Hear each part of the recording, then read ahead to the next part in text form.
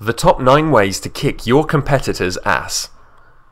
I love to do business with small businesses, in-store, online, for myself, for others, for pleasure, for work, it doesn't matter to me. I love to find great products and services made by entrepreneurs who are trying to change the world. And I love to help small business owners because they aren't flying around in corporate jets and lunching with investment bankers. The Tory government's idea to give £500 million to small businesses is a top idea, and I'd like to add some value to that by sharing the top 9 ways we advise businesses to kick their competitors' asses. 1. Make it easy to give you money.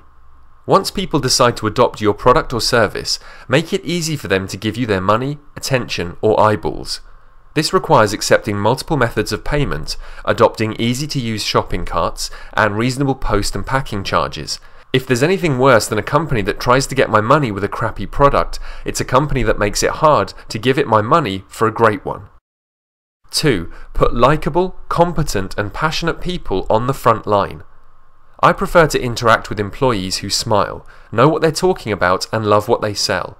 However, companies often put the lowest paid, least experienced employees behind the counter or at the front desk and just hope for the best. This doesn't make sense. Ask yourself this question: is the first impression of my business a good one? Because if it's a bad one, it may also be the last one. 3. Show me that you trust me. If you don't trust me, I'm not going to trust you. Look at the small businesses that became huge.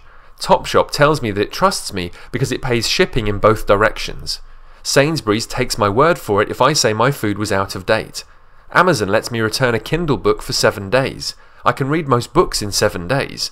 If you trust me, I'll trust you, and we can build a relationship. 4. Remove barriers to entry.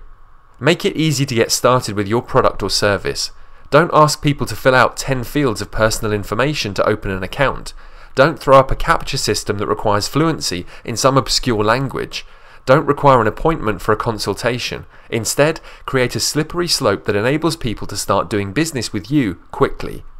5. Go deep in a segment.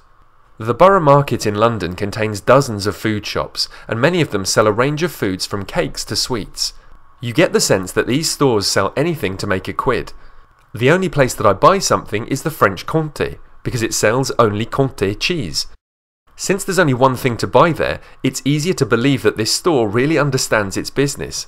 My advice is that you focus on one thing, whether it's selling t-shirts, like street shirts, or toys, like Toys R Us, luggage, like Antlers, or electronics, like Maplins, or even yogurt, like Yog.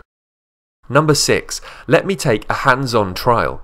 Assume that your customers are smart and let them decide for themselves instead of bludgeoning them into a sale. Give them the ability to try your product or service with hands-on areas or demo versions. This concept works whether you're buying a car, sampling a dessert, trying a camera, or buying a power tool. Once you've got me to try something, half the battle is over, and if you tell me that I have to buy something to try it, you've lost me. Number 7. Communicate with salient points.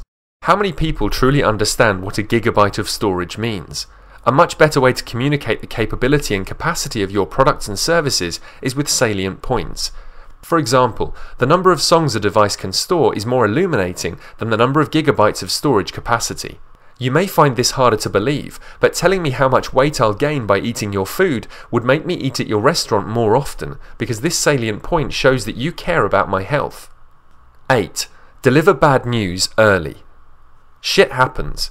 Products have problems, deliveries are delayed, and employees get sick. Many businesses try to minimize the effect of bad news, but when the inevitable issue arises, be proactive and tell them about the problem before they discover the hiccup for themselves. And to get on top of your game, let them know how you'll solve the problem, at the same time that you're letting them know that it exists. NatWest recently had a massive problem with their software, and they handled it very well, staying open later and on weekends. Their CEO on TV saying sorry, that's how to do it. 9. Consider all the influencers. There's a difference between the person who pays for something and the person who makes the decision to buy something. Many companies assume it's the same person, but that's not necessarily the case. Key influencers can include a spouse, sibling, colleague, parent, grandparent, or child. Who is the true head of the household isn't so clear these days, so appeal to all the influencers. In my case, it's my daughter, by the way. Conclusion. A yes attitude wins every time. The single most powerful way to enchant me is a yes attitude, and this attitude encompasses all 9 points.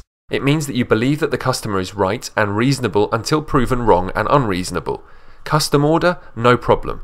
Early delivery? No problem. Return for full credit? No problem. The math might show that if you did this for everyone, you'd go broke, but not everyone will ask for such treatment. In fact, very few will, and those that do become your greatest evangelists, so they're worth the exception. If you're a small business owner, may this Saturday be the best Saturday of the year for you. If you're a consumer, go out and spend a few bucks at a local small business for goodness sake.